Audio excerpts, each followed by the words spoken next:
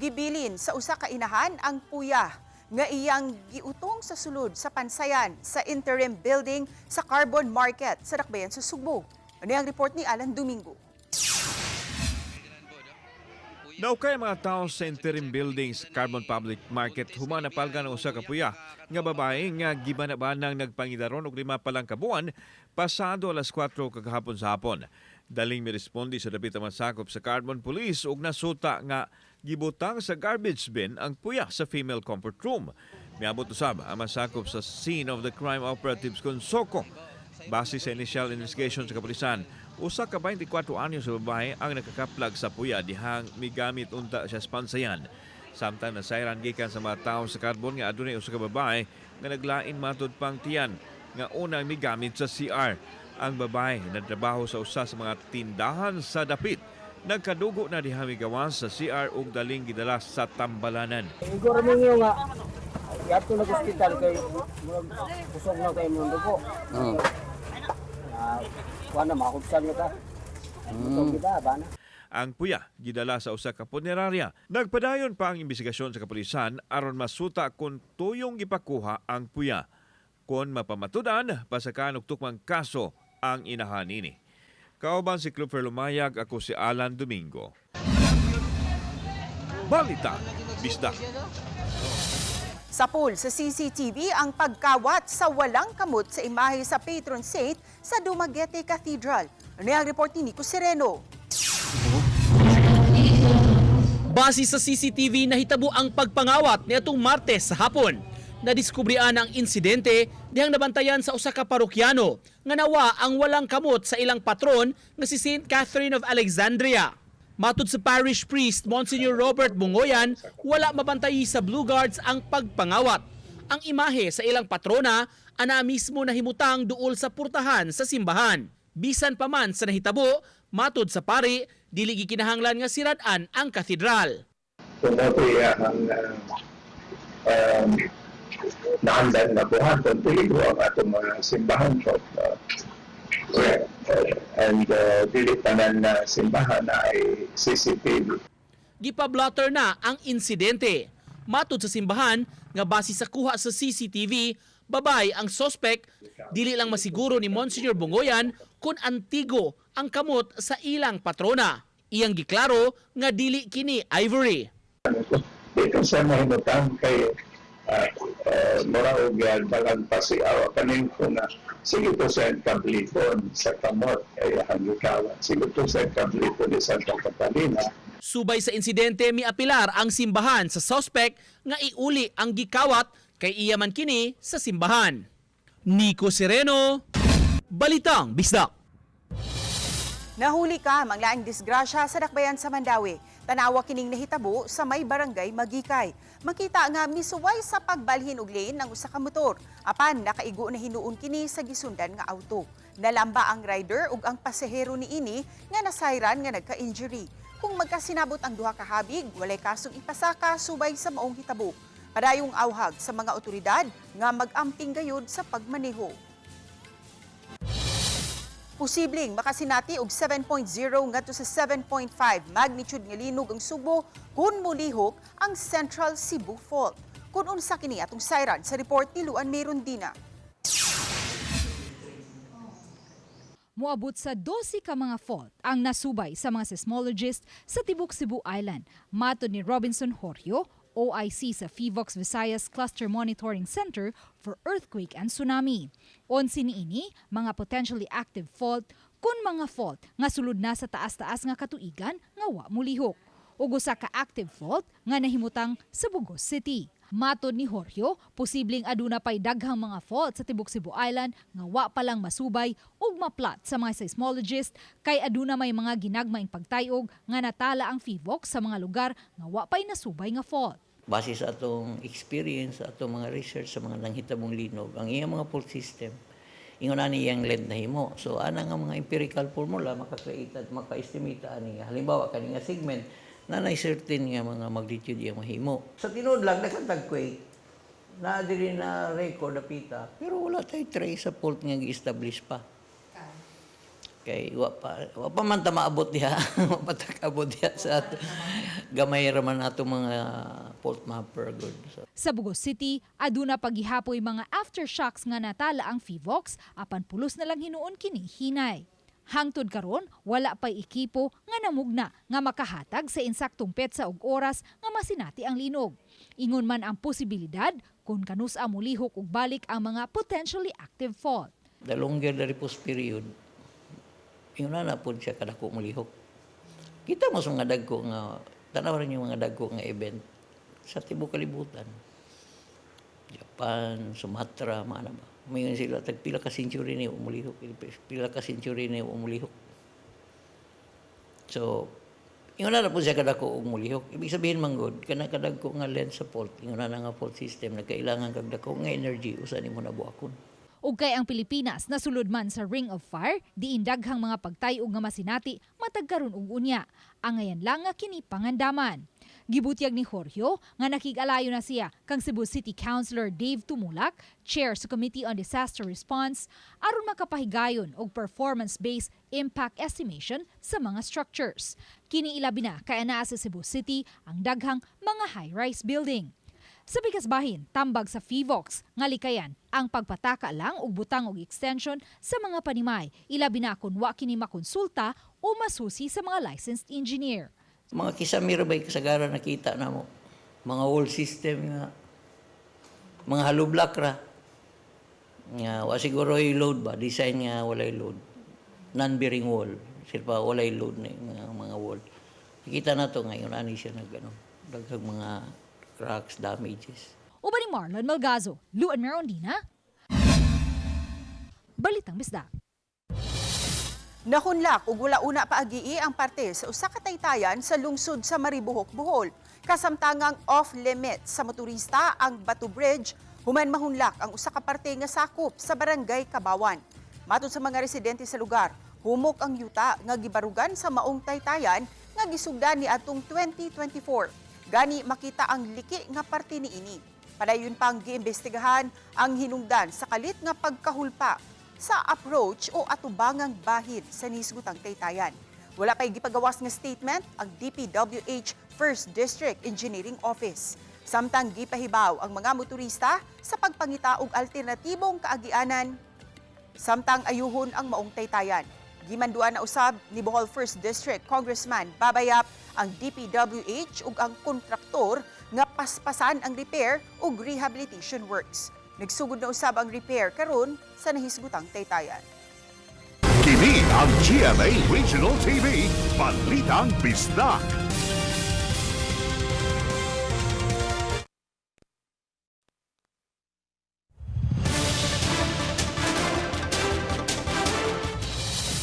Nagunang suliran karon sa barangay ang kawad-an og evacuation center o saktong lugar kung asa mo pahiluna kung adunay kusog nga linog nga moigo sa bukirang barangay sa Talisay City. Ilabi na sa barangay Campo 4. Fam, kumusta ang pagpangandam sa lokal nga kagamhanan? Yes, lakip sa mga nabalaka ang mga magtutudlo sa posibleng unyang pagtayog o masinati nga kusog galinog sa Sugbo. Ilabi na nga wala sila na ilang luna ang matawag nga open space. Ang barangay Campo 4 ang usa sa mga barangay nga sunod sa Haklupan. Ang barangay Haklupan maoy giila sa FIVOX nga usa sa adunay fault line dinhi sa Sugbo. Nitong July 2022, dihang tuyong mibisita ang kadagkuan sa FIVOX Visayas, Talisay City officials, uguban pa diha sa barangay Haklupan.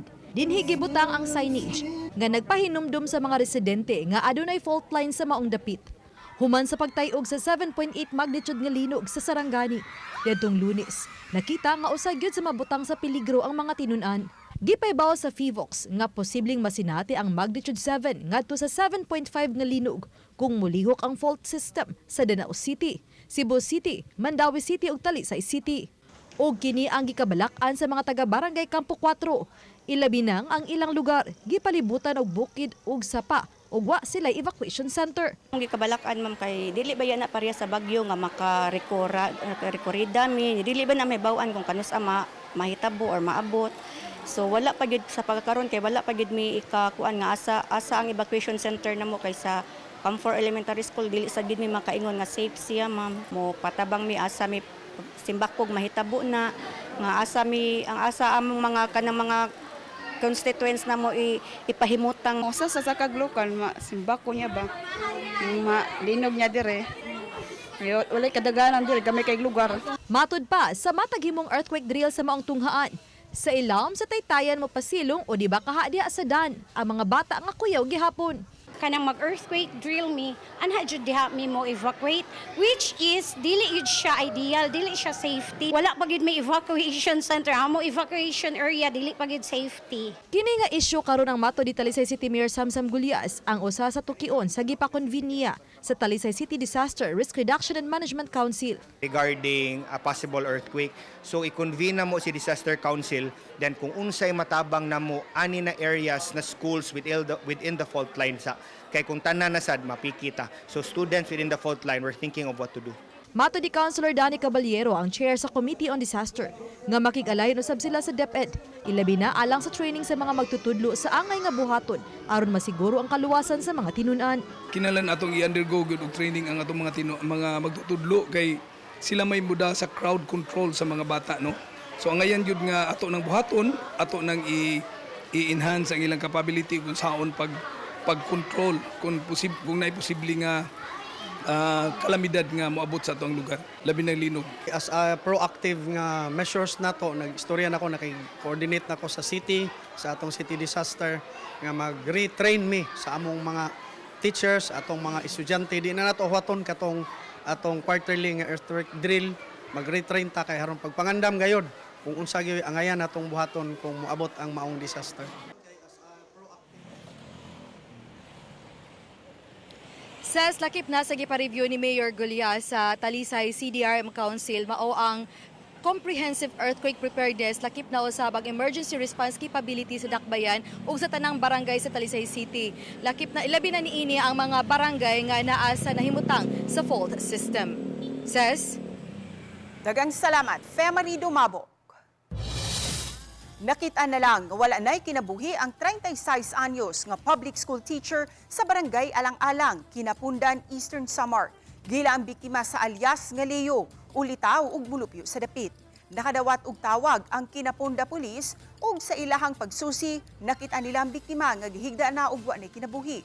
Sa forensic examination, nasuta nga adunay 3 ka mga sama dinunggaban ang biktima. Katapusang nakita ng biktima nga gasakay sa iyang motorsiklo uban sa usa ka alias Ryan ug gisundan kini sa usa ka tawo nga si alias Rick. Sa messaging app sa biktima, nakitaan sa kapulisan nga nagkasabot ang biktima ug si alias Ryan nga magkita sa wala pa mahitabo ang krimen.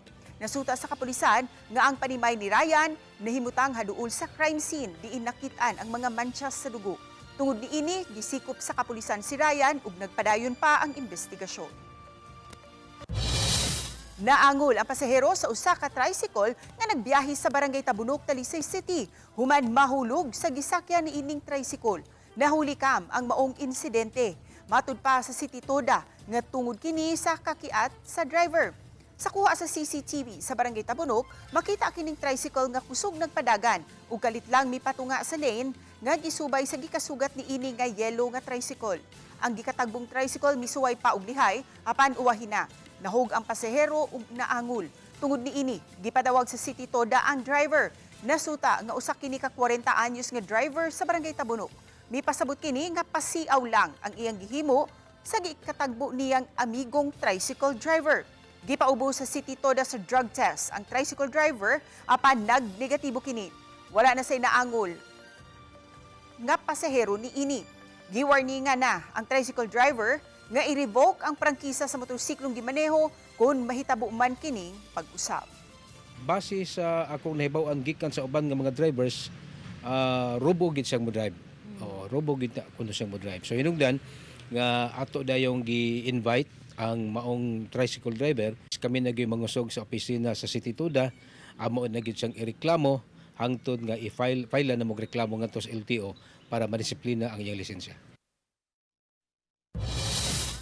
Gipaubo sa training sa water search and rescue ang mga personnel sa bantay dagat sa Mandawi City. Kini para makaresponde sa mga panghitabo nga posibleng masugatan sa dagat. Kini ang gitutukan ni Nico Sereno. Sa baybayon sa barangay Umapad, gihimo ang training sa mga personnel sa bantay dagat. Ang taga CDRRMO ang mitrain kanila sa lain-laing pamaagi sa water rescue. Kini kun dunay masugatang maglisod og langoy o malumos sa kadagatan, labi na nga mo'y ilang kanunayng rovingan. Duha ka adlaw ang training. Unang adlaw para sa lecture ug sa ikaduhang adlaw, kitudluan sila sa lain-laing teknik sa pag-rescue ug mga senaryo nga posible nilang masugatan. Isip mga frontliners na kukunog tabang kung dunay kahibaw sa water search and rescue ato mga bantay dagat personnel sa ilang adlaw-adlaw unya nga pagpatrolya sa kadagatan. Ang syudad sa Mandaue, dunay moabot sa 16 ka bantay dagat personnel nga gitahasan sa pagmonitor sa 8 ka coastal barangays. Ang atong mga bantay dagat volunteers, not just marine protection, but kanang ato ang disaster preparedness, responders sila at the same time. Gihangupsab sa mga personnel ang training nga nakapadugang sa ilang kahibaw ug kaandam sa trabaho. Magamit sad. Dako kay importante. Itagaan mi cooper sa CDRM mo nga matrain jud mi ani. Nico Sereno, Balitang Bisdak. Kini ang GMA Regional TV, Balitang Bisdak. Kini ang GMA Regional TV, Balitang Bisdak.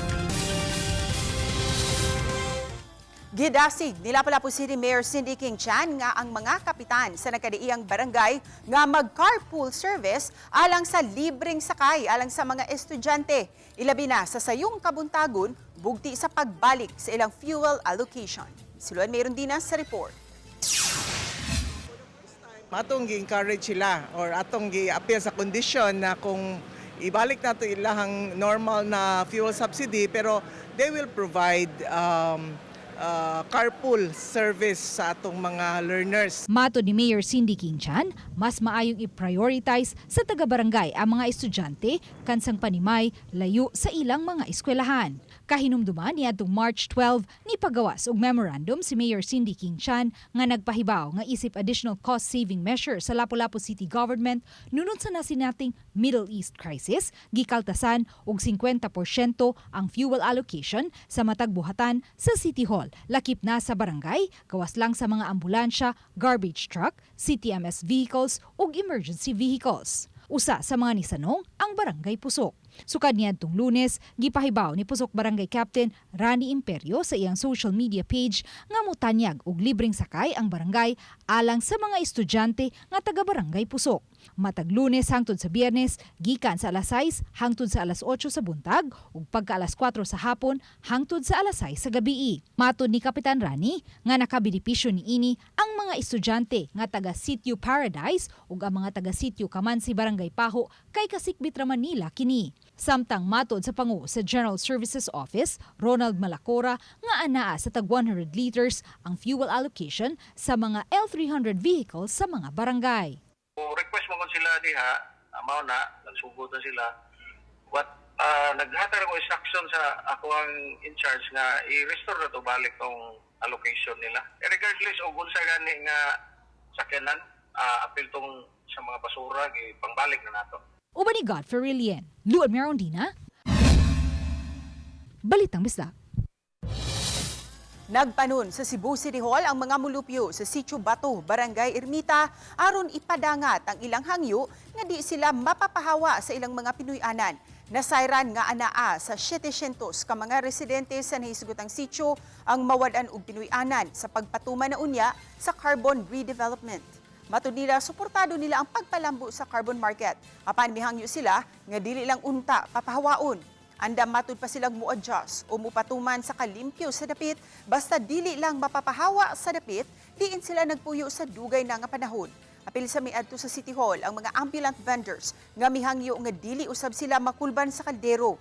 Nakigmeeting ang mga opisyal sa mga residente, barangay ug sa mga sakop sa konseho, apan wala tuguti ang media nga mo cover. Sitio Bato gyud, duha ra man gyud ni.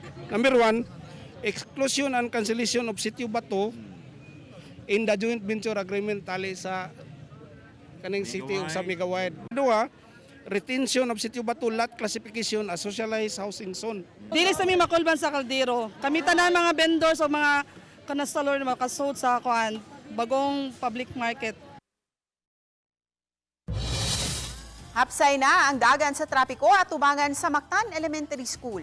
Mato ni Mactan Barangay Captain Efren Aying, gi-overtimean kini og pagtrabaho sa kontraktor. Busa wa kini makabalda sa unang adlaw sa klase. Apan mato ni Kapitan Aying, subli na usab unyang mabalda ang dagan sa trapiko sa atubangang bahin sa eskwelahan karong tuiga kay nagpadayon ang gitrabahong drainage project.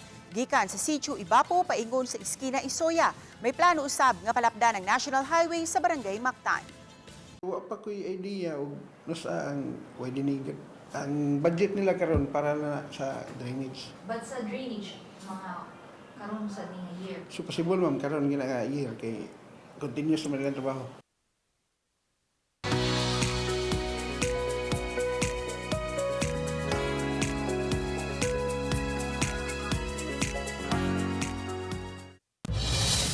Mukad ang labing dako og nagunang mga balita sa Central ug Eastern Visayas. Daghang salamat mga kapuso. Ako si Cecil Kibod Castro, maayong hapon kanatong tanan.